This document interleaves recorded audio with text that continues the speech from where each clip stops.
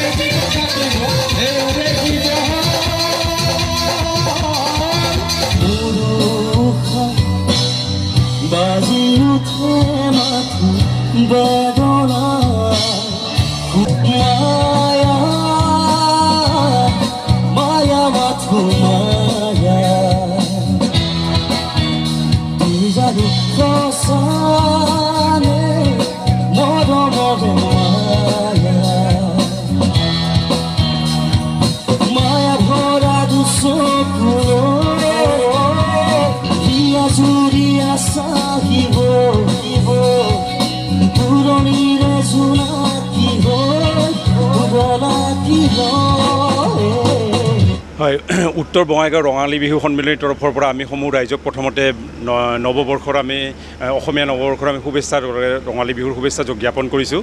আমাৰ এই ৰঙালী বিহুটো হ'ল আমাৰ এটা সমন্বয় থলী হয়, য'ত আমি বিভিন্ন ভাষা ভাষী বাদ দি সকলোৱে আমি ইয়াত একগোট হৈ কিনে এই ৰঙালী বিহুটো উদযাপন কৰোঁ। আৰু এই ৰঙালী বিহুটোত আমাৰ স্বতঃস্ফূৰ্তভাৱে ৰাইজ আহি কিনে আমাক যিখিনি সহায় সহযোগিতা কৰে তাৰ কাৰণে আমি অশেষ তেওঁলোকক ধন্যবাদ। আৰু আমাৰ মাজত আজি আমি সুদূৰ গুৱাহাটীৰ পৰা আমি আমন্ত্ৰিত অতিথি শিল্পী আছে আমাৰ গাৰ্গী দেৱী আৰু জুবলিনা বৰগোহাঁই, কিন্তু লগত আমাৰ এতিয়া গাৰ্গী দেৱী আছে। গতিকে আপুনি গাৰ্গী দেৱীকে এবাৰ সুধি লওক তাই কেনেকুৱা পায় আমাৰ বিহুখনত আহি কিনে। এইবাৰলৈ দুবাৰ আহিলে তাই নিশ্চয় ক'ব গাৰ্গী দেৱীয়ে।